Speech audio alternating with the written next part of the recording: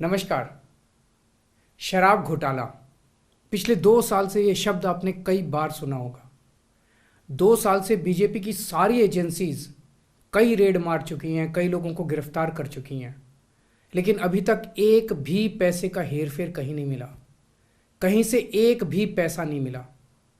अगर भ्रष्टाचार वाकई हुआ है तो इतने करोड़ों रुपए गए कहाँ? क्या सारा पैसा हवा में गायब हो गया? सच्चाई ये है कि किसी तरह का कोई भ्रष्टाचार हुआ ही नहीं। अगर होता तो पैसा भी मिलता।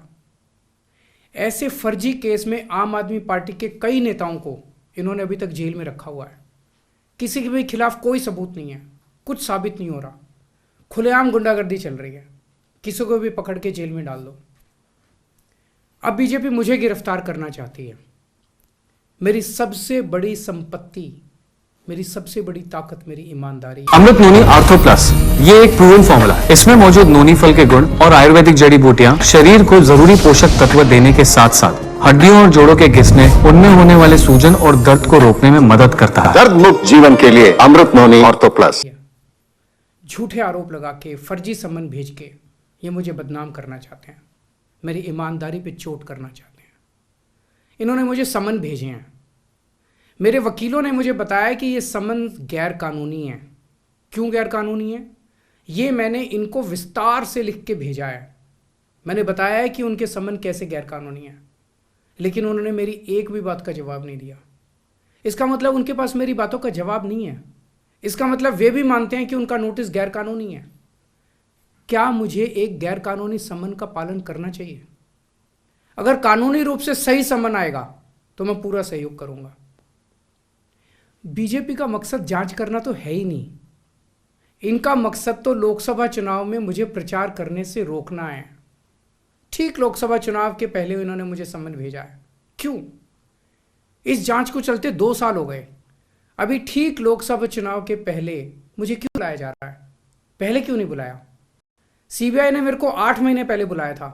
मैं सीबीआई में गया था, उनके सारे जवाब भी दिए थे। लेकिन अब ये लोग ठीक लोकसभा चुनाव के 2 महीने पहले मुझे बुला रहे हैं। तो बीजेपी का मकसद कोई पूछताछ करना थोड़ी है। इनका मकसद है पूछताछ के बहाने केजरीवाल को बुला लो और उसे गिरफ्तार कर लो, ताकि मैं लोकसभा चुनाव में प्रचार ना कर पाऊं। आज बीजेपी भ्रष्टाचारियों को नहीं पकड़ रही, बल्कि खुलेआम ईडी और सीबीआई का इस्तेमाल करके दूसरी पार्टियों के नेताओं को तोड़ के बीजेपी में शामिल करवाने का काम किया जा रहा है। एक नहीं, 2 नहीं, कितने उदाहरण हैं जहां किसी पार्टी के नेता के खिलाफ ईडी सीबीआई के मामले चल रहे थे या उन पे गंभीर आरोप लगे हुए थे।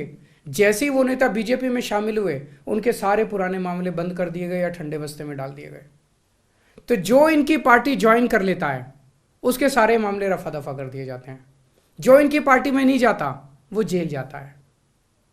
आज मनीष सिसोदिया, संजय सिंह और विजय नायर इसलिए जेल में नहीं है कि उन्होंने भ्रष्टाचार किया है। वो इसलिए जेल में है क्योंकि उन्होंने बीजेपी में शामिल होने से इनकार कर दिया है। आज हम बीजेपी का मुकाबला क्यों कर पा रहे हैं? क्योंकि हमने कोई भ्रष्टाचार नहीं किया। अगर हमने जरा सा भी गलत काम किया होता तो दूसरे भ्रष्टाचारी नेताओं की तरह आज भी हम बीजेपी में शामिल हो चुके तो होते आज तक। इस तरह देश के ईमानदार नेताओं को जेल में डाल के और भ्रष्टाचारियों को अपनी पार्टी में शामिल करवा के, ऐसे तो देश आगे नहीं बढ़ सकता। ये क्या चल रहा है? ये जो कुछ भी चल रहा है बहुत खतरनाक है। यह हमारे जनतंत्र के लिए बहुत गलत है। इसे रोकना होगा। मैं हमेशा देश के लिए लड़ा हूं।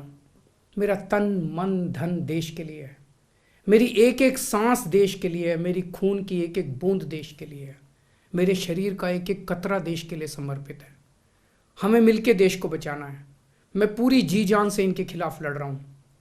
आपका साथ चाहिए।